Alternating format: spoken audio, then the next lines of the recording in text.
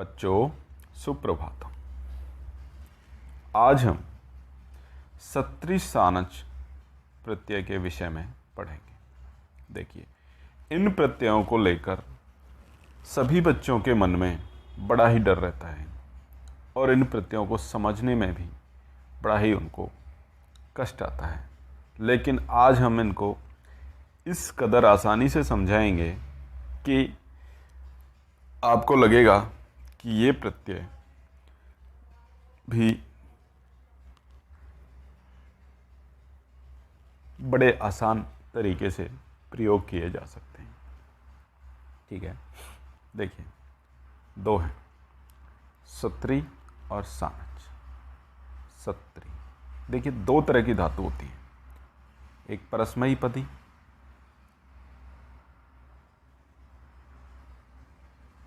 ठीक है और एक आत्मनेपदी।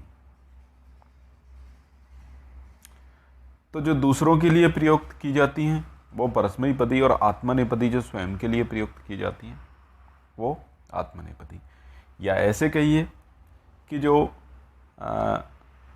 कर्तृवाच्य में प्रयोग की जाती हैं वो परस्मयी पदी और जो कर्मवाच्य में प्रयोग की जाती हैं वो आत्मनेपदी। ठीक है, इस तरह से। अब सत्री और सानच का भी यही सिस्टम है कि सत्री परस्मयी पदी में प्रयोग किया जाता है और सानच आत्मनेपदी में प्रयोग किया जाता है। बस इतना सा अंतर है। दोनों का अर्थ एक ही होता है। जैसे हम यहाँ देखें, करता हुआ, करती हुई, चलता हुआ, चलती हुई, पढ़ता हुआ, पढ़ती हुई, मतलब कुछ एक साथ दो काम करते हैं तो एक काम को करते हुए दूसरा काम कर रहा है। तो एक काम को करते हुए, तो पहली वाली क्रिया को जो लगातार हो रही है जिसमें हम पहले बोल रहे हैं उसमें सत्री या सानच का प्रयोग करते हैं कि पढ़ता हुआ लिख रहा है या लिखता हुआ पढ़ रहा है। तो लिखता हुआ पढ़ रहा है, तो लिखता हुआ यानी कि बालक कैसा है, लिखता हुआ, तो ये उसका विशेषण हो गया एक तरह से। और विशेषण हो गया तो विशेषण में हम क्या करते हैं, सत्री और सानच का प्रयोग कर लेते हैं। ठीक है, तो पहली वाली क्रिया जो वाक्य में आ रही है, क्रियाएं दोनों साथ में हो रही हैं, पढ़ता हुआ यानी करता हुआ कर रहा है। तो क्या करता हुआ कि मान लो पढ़ रहा है, तो लिखता हुआ पढ़ रहा है। तो लिखता हुआ, इस क्रिया में हम क्या करेंगे, सत्री या सानच का प्रयोग कर सकते हैं धातु के आधार पर। धातु अगर आत्मनेपदी है तो सानच, और धातु अगर परस्मयी पदी है तो सत्री। ठीक है, अब दोनों में, अब देखिए जैसे ल्यप में और त्वा में, और उनमें हमने देखा कि त्वा में क्या होता है कि का लोप हो जाता है। ठीक है, ल्यप में प का और ल का लोप हो जाता है तो या बचता है। ठीक है, ऐसे ही तुम उनको देखा, तुम उनमें उनका प्रयोग लोप हो जाता है, न का हो जाता है और ऊ का हो जाता है और तुम शेष बच जाता है। ठीक है, ठीक ऐसे ही सत्री में भी, सत्री का जब हम वर्ण विन्यास करेंगे तो कैसे बनेगा, स, ठीक है, अ, ठीक है, त और री। ठीक, तो यहां स का लोप हो जाता है और री का लोप हो जाता है। बचता क्या है, अत। यानी सत्री में क्या बचता है, अत बचता है। यानी किसी भी शब्द के, यानी किसी भी धातु में जब हम सत्री प्रत्यय लगाते हैं तो सत्री संपूर्ण ना लग करके क्या लगता है, केवल अत लगता है, और वो फिर क्या बन जाता है, शब्द बन जाता है। ठीक है, ये ध्यान रखने की बात है कि फिर वो धातु नहीं रहती है, फिर वो शब्द बन जाता है। ठीक है, ठीक है, ऐसे ही सानच में, सानच का भी जब हम वर्ण विन्यास करेंगे तो क्या बनेगा, स, आ, न, अ और च। ठीक है, इसमें अच का लोप हो जाता है, स का लोप हो जाता है, और आ से पहले म का आगम हो जाता है। ठीक है, तो क्या बचा? मान। ठीक है, आ गया समझ में? क्षम्यताम अ का नहीं होता है, केवल च का लोप होता है। ठीक है, तो मान बच गया। ठीक है, इस तरह से यानी सत्री में क्या बना, क्या बचा? अत। ठीक है, और सानच में क्या बचा हमारे पास? मान। ठीक है, इस तरह से अब इन दोनों से जो बनेगा, जैसे मानो पठ धातु है, तो पठ धातु में हमने जब सत्री प्रत्यय लगाया तो क्या बना? पठत। ठीक है, ठीक वैसे ही मान यानी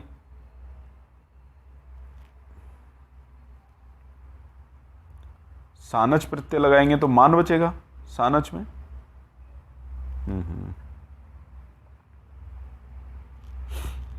सानच में मान बचता है, तो पट धातु में मान लो लगाया हमने सानच प्रत्यय, तो क्या बनेगा?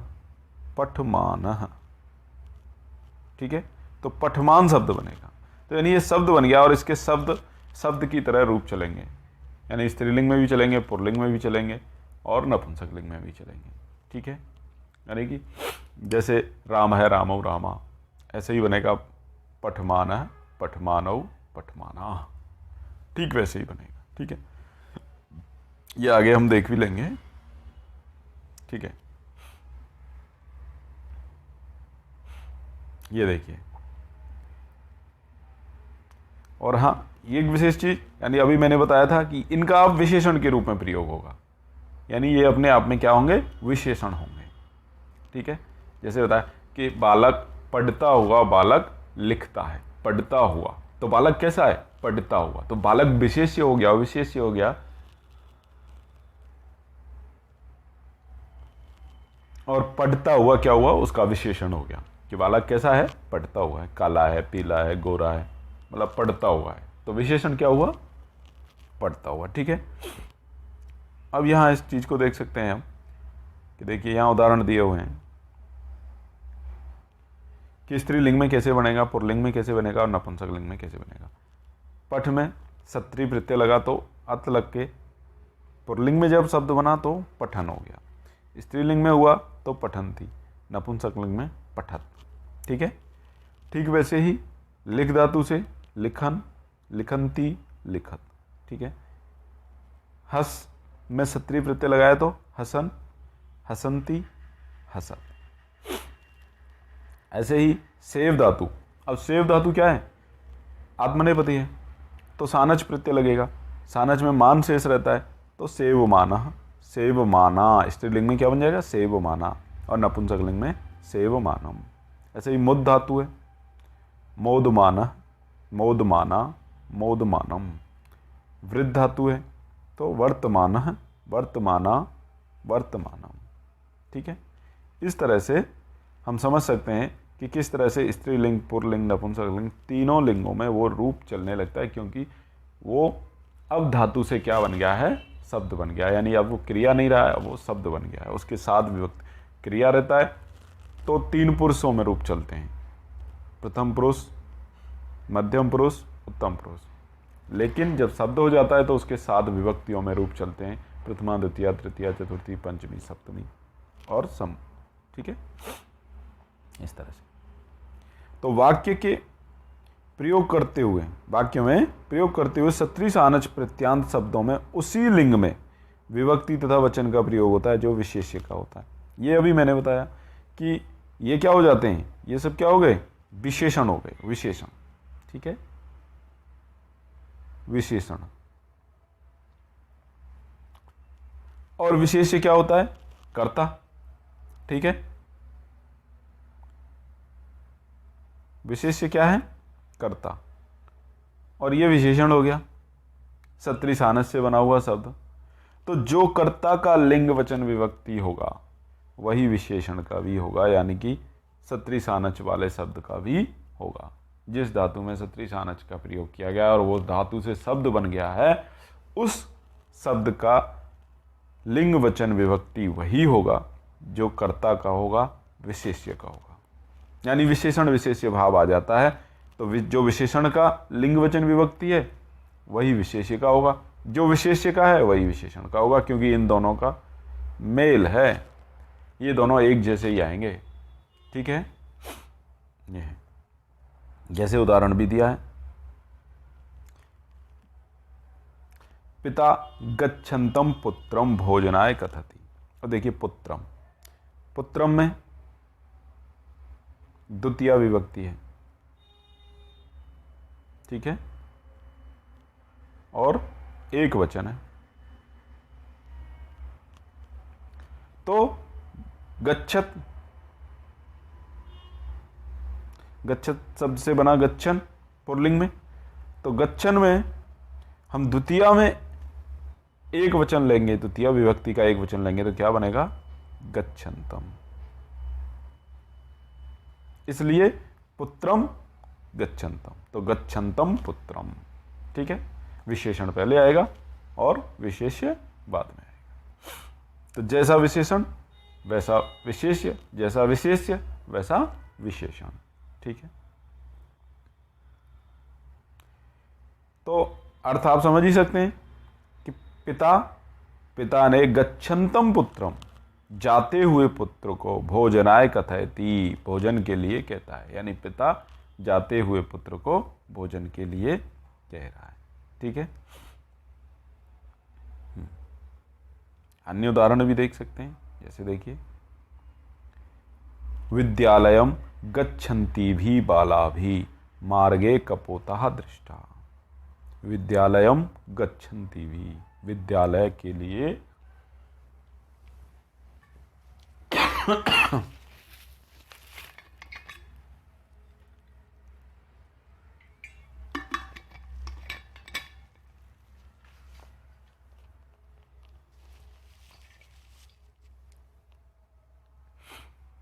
जाती हुई, गच्छन्ति भी, बाला भी। अब देखिए बाला भी, बाला शब्द क्या है, स्त्रीलिंग है, तो बाला भी तृतीया में बहुवचन बना। ठीक है,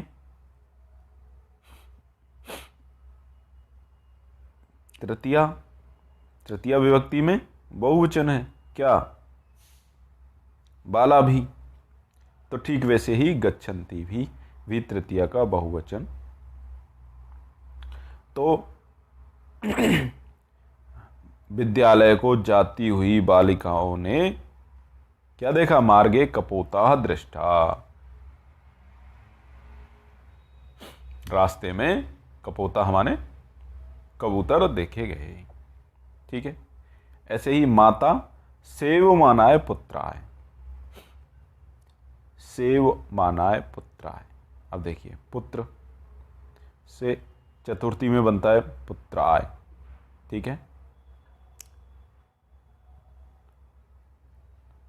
पुत्र शब्द से चतुर्थी एक वचन में बनता है पुत्राय। तो सेवमान, यहां सानच प्रत्यय का प्रयोग हो रहा है, सेव धातु है, आत्मनेपदी है, तो क्या हो गया, सेवमानाय। ठीक वैसा ही इसको इस तरह से भी देख सकते हैं, जैसे मैंने उसमें बताया था अपठित अवबोधन वाले में, अपठित गद्यांश वाले में बताया था कि हम किस तरह से इनको जोड़ सकते हैं। कि देखिए यहां पर देखिए बाला भी, बाल, ठीक है, प्लस आ भी, तो यहां भी कैसे हो गया, गच्छन्ति भी। ठीक है, ऐसे ही यहां पर पुत्राय, इसमें क्या है, अंत में आय, और सेवमानाय, इसमें भी क्या है, आय, तो दोनों एक जैसे हो जाएंगे। तो अपने आप ही पता चल जाएगा कि वो स्त्रीलिंग हो पुल्लिंग हो कैसे भी हो, हम इनको एक जैसे करने हैं हमें। अंत वाला जो टी है, टी किसे बोलते हैं, कि अंतिम दो अक्षर जो होते हैं। ठीक है, यानी कि एक अंतिम हलंत व्यंजन होगा। ठीक है,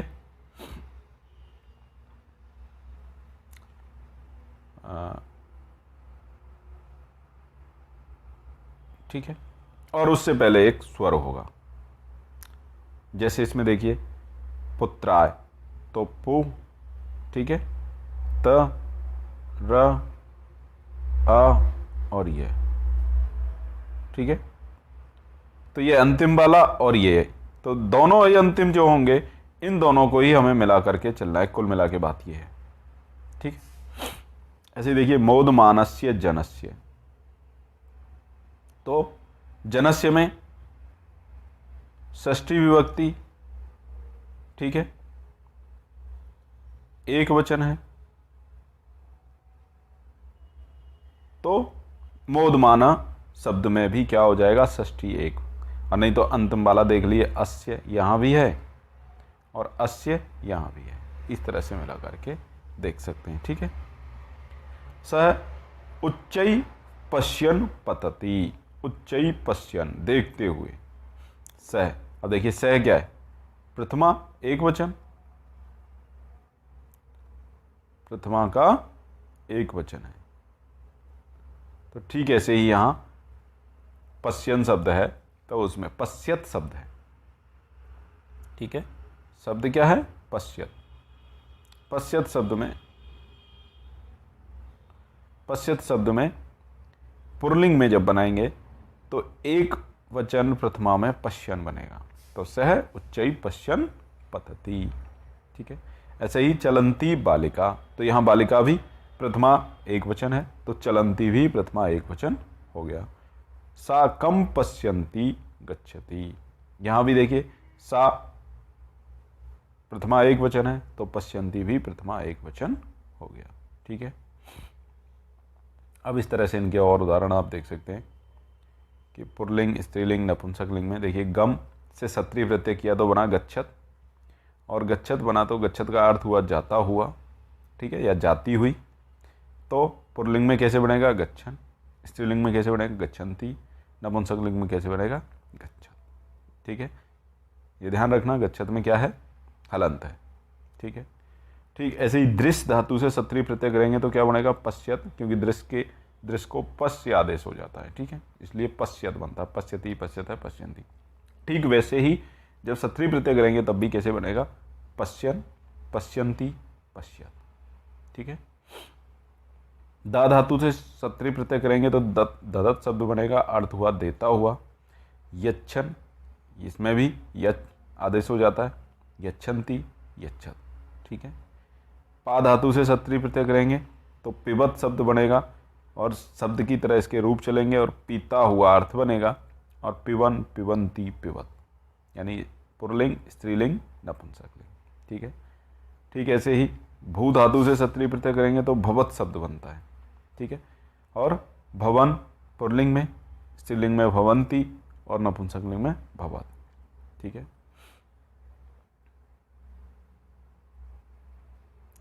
ऐसे ही पच धातु से सत्री प्रत्यय करेंगे तो पचत, अर्थ हुआ पकाता हुआ या पकाती हुई। पुल्लिंग में पचन, स्त्रीलिंग में पचंती, और नपुंसकलिंग में पचत शब्द बनेगा, पचत की तरह। ठीक है, ये सब क्या है, प्रथमा के एक वचन है, सारे के सारे प्रथमा एक वचन। ठीक है, और आगे के रूप आपको देखने होंगे, याद करने होंगे। ठीक है, नी धातु से सत्री प्रत्यय नयत, ले जाता हुआ अर्थ बनेगा, नयन। ठीक है, नयंती, नयत। ठीक, ठीक ऐसे ही नृत धातु से सत्री प्रत्यय करेंगे तो नृत्यत शब्द बनता है, और उसका अर्थ होता है नाचता हुआ, नृत्यन, नृत्यंती, नृत्यत। ये ध्यान रखना, ये प्रथमा के एक वचन है सभी के सभी। चुर धातु से सत्री प्रत्यय करेंगे तो चोरियत, यानी चुराता हुआ, चोरियन, चोरियंती, चोरियत, यानी चोरियन माने चुराता हुआ, चोरियंती माने चुराती हुई, और चोरियत माने भी चुराता हुआ। ठीक है, गण धातु से सत्री प्रत्यय करेंगे तो गणयत, गिनता हुआ, गणयन, गणयंती, गणयत। ठीक है, मिल धातु से सत्री प्रत्यय करेंगे तो मिलत, मिलन, मिलंती, मिलत। ठीक है, ठीक ऐसे ही यज धातु से सत्री प्रत्यय करेंगे तो यजत शब्द बनेगा, और अर्थ होगा यजन करता हुआ, यानी यज्ञ करता हुआ। तो यजन पुल्लिंग में, यजंती स्त्रीलिंग में, और यजत नपुंसकलिंग में। ठीक ऐसे ही पाल धातु से सत्री प्रत्यय करेंगे तो पालयत, अर्थ हुआ पालन करता हुआ, पालयन, पालयंती, पालयत। ठीक है, ऐसे ही गृह धातु से सत्री प्रत्यय करने पर बनेगा गृहणत, ग्रहण करता हुआ, तो गृहणन, गृहणंती, गृहणत। ठीक है, इस तरह से आप देख सकते हैं कि बहुत सारी धातुओं के उदाहरण यहाँ पर हमने दिए हैं। अब ठीक वैसे ही सानच प्रत्यय से भी देख सकते हैं। यज धातु से, अब ये उभयलिंगी, यज धातु से हमने सत्री प्रत्यय भी किया और सानच प्रत्यय भी किया, यानी कि यह उभयपदी है, तो यह आत्मनेपद में भी होती है और परस्मैपदी भी होती है। तो यजमान, यजन करता हुआ, तो पुल्लिंग में कैसे बनेगा? यजमान है। सत्री प्रत्यय से क्या बना था? यजन। ठीक है, पुल्लिंग में, लेकिन यहां क्या बना? यजमान है। स्त्रीलिंग में यजमाना, वहां क्या बना था? यजंती। ठीक है, तो सत्री में ये बन रहा था और यहां क्या बन रहा है? यजमानम। ठीक है, और वहां क्या बना था? यजत, सत्री से। ठीक है, तो इस तरह से ध्यान रखना होता है। लव धातु से सानच प्रत्यय करेंगे तो लवमान शब्द हुआ और अर्थ वही होगा, प्राप्त करता हुआ। दोनों का अर्थ एक ही है। ठीक है, लेकिन एक आत्मनेपदी में और एक परस्मैपदी धातुओं में प्रयोग होता है। तो लवमाना, लवमाना, लवमानम। सह धातु से सानच प्रत्यय करेंगे तो सहमानः, सहमाना, सहमानम। जन धातु से करेंगे तो जायमान, जायमानः, जायमाना, जायमानम। ऐसे ही सींग धातु से सोता हुआ, सयानः, सयाना, सयानम। वृद्ध धातु से करेंगे सानच तो वर्धमान शब्द बनेगा और अर्थ होगा बढ़ता हुआ, तो वर्धमान है, वर्धमाना, वर्धमानम। ठीक है, इस तरह से आप इनको, अब इनके हम अभ्यास कार्य भी करके देखते हैं कैसे इनके प्रश्न आते हैं और कैसे हमको इनका जवाब देना होता है। देखिए, प्रत्ययान संयोज्य, इन प्रत्ययों को संयोज्य करके यथा निर्दिष्टम लिखत, यानी हमें पुल्लिंग में लिखना है, स्त्रीलिंग में जो भी निर्दिष्ट दिया उसी में लिखना है। तो पठ धातु से सत्री प्रत्यय करेंगे तो पुल्लिंग में, यानी प्रथमा एक वचन ही हमें लिखना होगा। ठीक है, तो प्रथमा एक वचन में क्या बनेगा? पठन। ठीक है, स्त्रीलिंग में लिख धातु से सत्री प्रत्यय करेंगे तो क्या बनेगा? लिखंती। ठीक है, हमेशा बड़ी की मात्रा होती है, छोटी की नहीं होती है, ध्यान रखना है। ठीक है, सेव धातु से सानच प्रत्यय करेंगे स्त्रीलिंग में तो क्या बनेगा? सेव माना। ठीक है, ऐसे ही सह धातु से सानच प्रत्यय करेंगे किसमें? पुल्लिंग में, तो क्या बनेगा? सहमानः। ठीक है, वृद्ध धातु से सानच प्रत्यय करेंगे तो पुल्लिंग में, तो क्या बनेगा? वर्तमानः।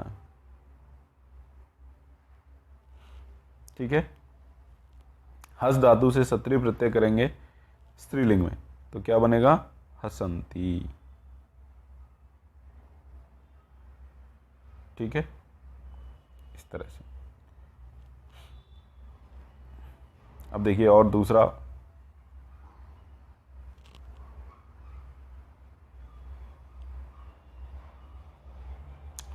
यथा निर्दिष्टम परिवर्तनम कृत्वा वाक्याग्रे पुनः लिखत। देखिए फिर से वाक्य लिखना है हमें। लिखन बालकः पठति, अब लिखंती बालिका पठति, यानी स्त्रीलिंग में इसको बदला है, परिवर्तित कर दिया है। ठीक है, तो ठीक वैसे ही हमें भी यहाँ स्त्रीलिंग, स्त्रीलिंग, पुल्लिंग, स्त्रीलिंग, इनमें हमें परिवर्तन करना है। ठीक है, तो क्रीडन बालकः पतति, तो बालक कैसा है? पुल्लिंग है, इसको स्त्रीलिंग में करना है तो क्या हो जाएगा? बालिका। ठीक है, बालिका हो गया। अब बालिका स्त्रीलिंग है तो क्रीडन को क्या हो जाएगा? क्रीडंती।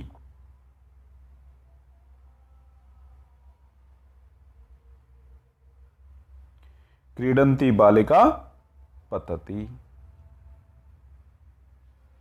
ठीक है, हो गया।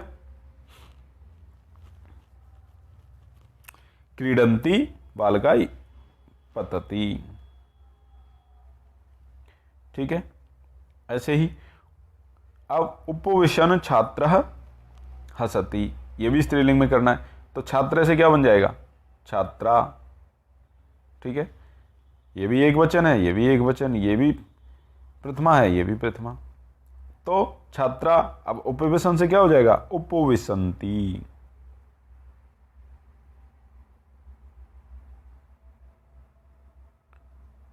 उपविशन्ति छात्रा हसति।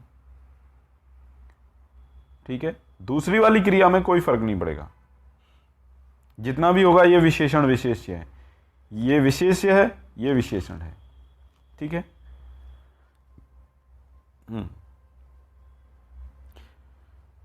अब देखिए यहां पर धावंती बालिका क्रंदती, अब ये स्त्रीलिंग में है, इसको पुल्लिंग में करना है, तो बालिका, बालिका का सबसे पहले क्या होगा, बालकः।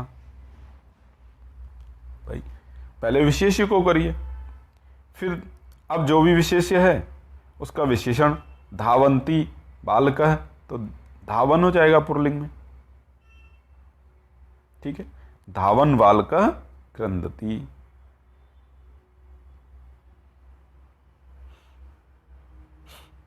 ठीक है,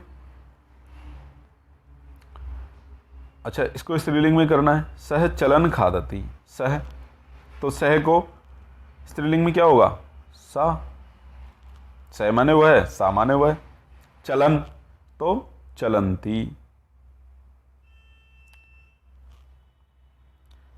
चलंती सा खादति, ऐसे भी लिख सकते हैं, और सा चलंती खादति ऐसे भी लिख सकते हैं, दोनों तरह से लिख सकते हैं, कोई दिक्कत वाली बात नहीं है। ठीक है,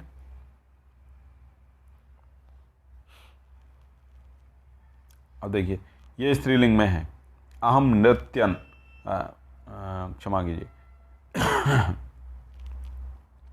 पुल्लिंग में है, इसको स्त्रीलिंग में बदलना है, तो अहम नृत्यन। अब अहम तो इसका तो कुछ परिवर्तन हो ही नहीं सकता, अहम तो स्त्रीलिंग में भी यही होता है, पुल्लिंग में भी यही होता है, तो फिर क्या करेंगे, तो केवल इसी को स्त्रीलिंग करना है, तो अहम नृत्यंती,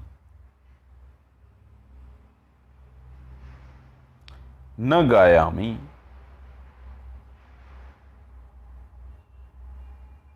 ठीक है, इस तरह से। ठीक है, ऐसे ही यहां भी है, त्वम याचमाना न शोभसे। अब ये क्या है, स्त्रीलिंग है, इसको हमें पुल्लिंग में करना है। अब इसमें जो विशेष्य है त्वम, यह तो स्त्रीलिंग में भी यही रहता है और पुल्लिंग में भी यही रहता है, तो अब हम क्या कर सकते हैं, केवल याचमाना, इसी को परिवर्तित कर सकते हैं, तो क्या हो जाएगा, याचमानः। त्वम याचमानः न शोभसे, तुम मांगते हुए शोभा नहीं देते हो। ठीक है, ठीक है, ऐसे ते गच्छन्तः वार्ताम कुर्वन्ति, तो स्त्रीलिंग, ते गच्छन्त, इसको स्त्रीलिंग में करना है। ठीक है, तो ते गच्छन्त है, ते क्या है, बहुवचन है। ठीक है, तो स्त्रीलिंग में बहुवचन क्या होगा, ता। अब गच्छन्ते का बहुवचन भी बनाना पड़ेगा, तो क्या हो जाएगा, गच्छन्त्या।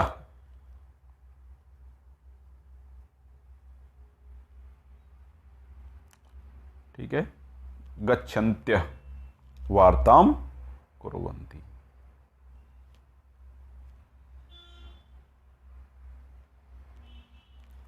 ठीक है, ठीक, ऐसे ही यहां पर देखिए द्वितीय का दिया है, ते धावन्त्यो। अब ये स्त्रीलिंग में दिया है, इसको पुल्लिंग करना है, तो ते, अब ते स्त्रीलिंग में है, तो पुल्लिंग में द्वितीय में क्या बनेगा, तौ।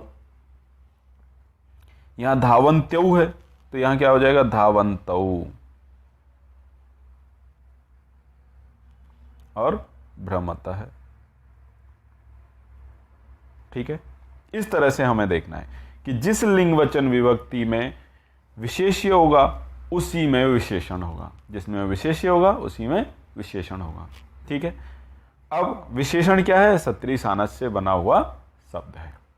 ठीक है, बस इतना सा ध्यान देना है।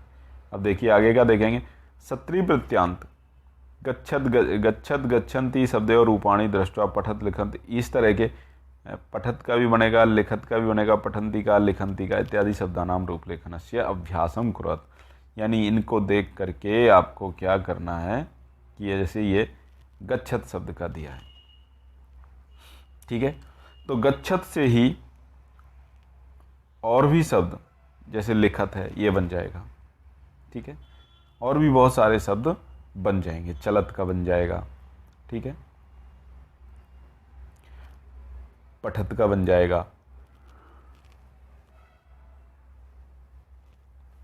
बहुत सारे शब्द इस तरह से बनेंगे। तो उनको हमें बनाना है। बनाना है क्या मतलब, जैसे यहाँ है गच्छत, गच्छन्तौ, गच्छन्त, तो हमें क्या बनाना है, पठन, पठन्तौ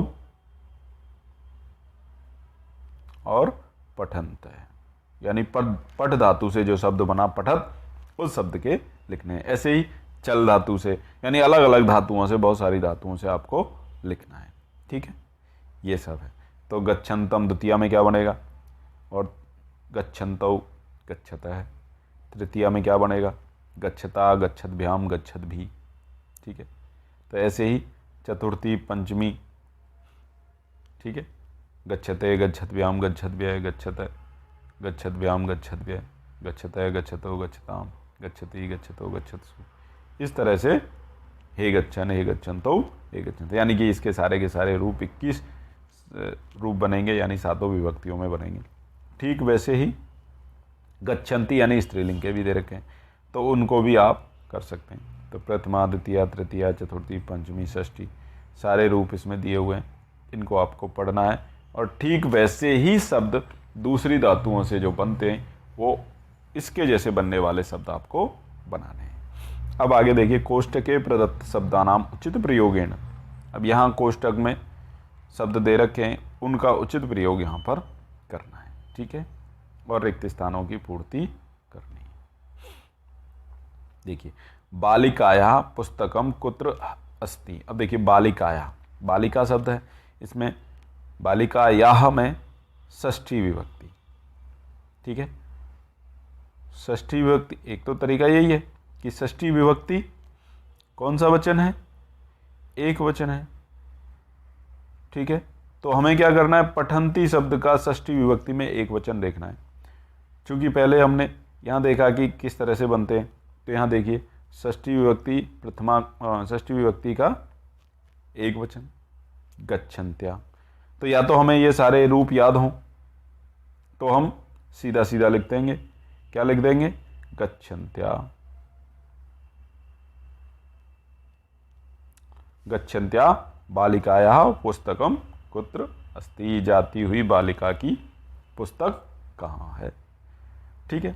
या फिर हम ऐसे देखें कि बालिकायाः गच्छन्त्याः, एक जैसे मिल गए अंतिम वाले या, ठीक है, तो एक जैसे मिल गए तो वैसा हमने लिख दिया, ठीक है। ऐसे ही देखिए, शिष्याम आचार्या किंचित वदति, शिष्या को, तो शिष्या में क्या है, द्वितीय है, द्वितीय एक वचन है, तो ठीक ऐसे ही इसका भी क्या हो जाएगा, हसंतीम, ठीक है। तो हसंतीम शिष्याम आचार्या किंचित वदति, हंसती हुई शिष्या को आचार्या माने अध्यापिका कुछ बोलती हैं, किंचित वदति, ठीक ऐसे ही छात्र ही हस्यते, छात्रों के द्वारा हंसा जाता है, तो छात्र ही क्या है, तृतीया का बहुवचन है, ठीक है। तो गच्छत शब्द से क्या बनेगा, तो बनता है गच्छत भी,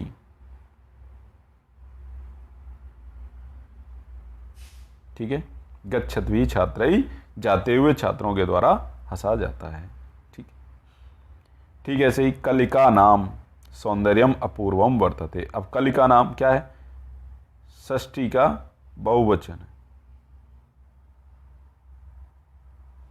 ठीक है, षष्ठी का बहुवचन है, तो विकसंती शब्द से भी क्या बनेगा, षष्ठी का बहुवचन बनेगा। तो कैसे बनेगा, जैसे इसमें आ रहा है आम, नाम, नाम को ही समझ लो, कलिका नाम, तो ऐसे ही क्या हो जाएगा, विकसंती नाम, ठीक है।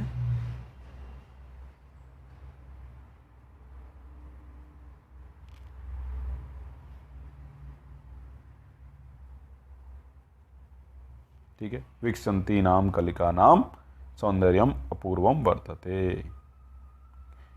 विकास करती हुई कलिकाओं का सौंदर्य अपूर्व होता है, मतलब इससे पहले न देखा गया जैसा होता है। बालिकाय वस्त्रम दीयते, तो बालकाय, बालक चतुर्थी एक वचन, ठीक है, चतुर्थी का एक वचन है। तो ऐसे ही यहां क्या होगा, चतुर्थी का एक वचन बनेगा याचते, याचते बालकाय वस्त्रम दीयते। अब इसका सरल सा तो यही है कि आप सारे के सारे वो याद कर लो, और नहीं याद करो तो फिर इस तरह से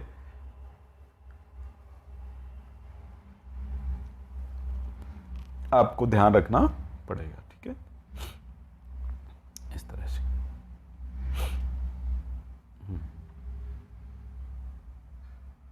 अब उदाहरण अनुसृत सत्री सानच प्रत्यय प्रयुज्य वाक्यानि संयोजक, यानी कि सत्री या सानच प्रत्यय को प्रयुज्य माने प्रयोग करते हुए वाक्यों को जोड़ना है।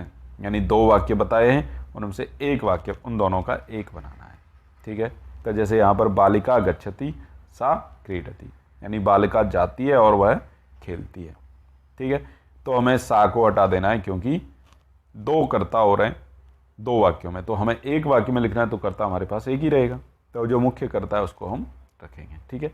तो बालिका जाती है, वह खेलती है, तो जाती हुई बालिका खेलती है, इस तरह से हमें देखना है। तो गच्छन्ति बालिका क्रीडति, ठीक है। ऐसे ही बालकः पठति स पाठम स्मरति, तो स को तो हटा देना है, तो पठति के स्थान पर अब हमें क्या करना है, सत्री प्रत्यय का प्रयोग करना है। तो बालकः,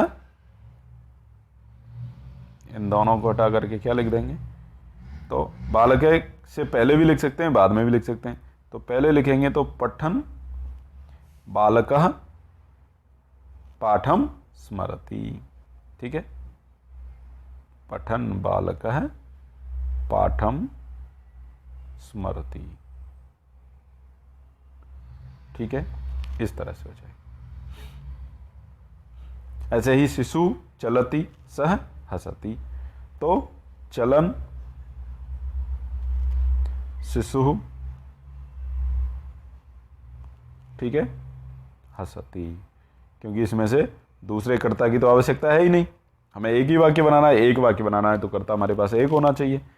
तो हम क्या करेंगे, इस क्रिया को हम क्या कर देंगे, विशेषण बना देंगे, यानी कि सत्री प्रत्यय का प्रयोग कर देंगे, ठीक है। ठीक है, ऐसे ही रमा पठति सा लिखति, तो पठन्ति स्त्रीलिंग है, तो पठन्ति रमा लिखति,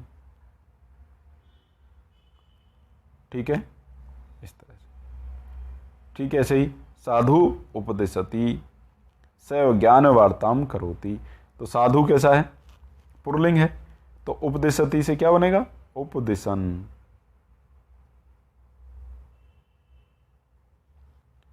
साधु ज्ञान वार्ताम करोति,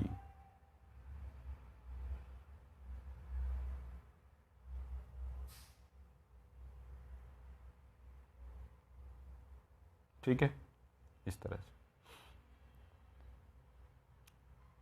याचकः याचते स मार्गे चलति, तो याचक है तो कैसा है, याचते पुल्लिंग है, तो याचन,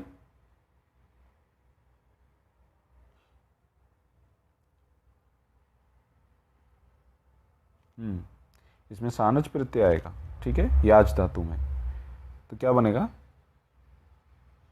याचमानः, ठीक है, याचकः मार्गे चलति,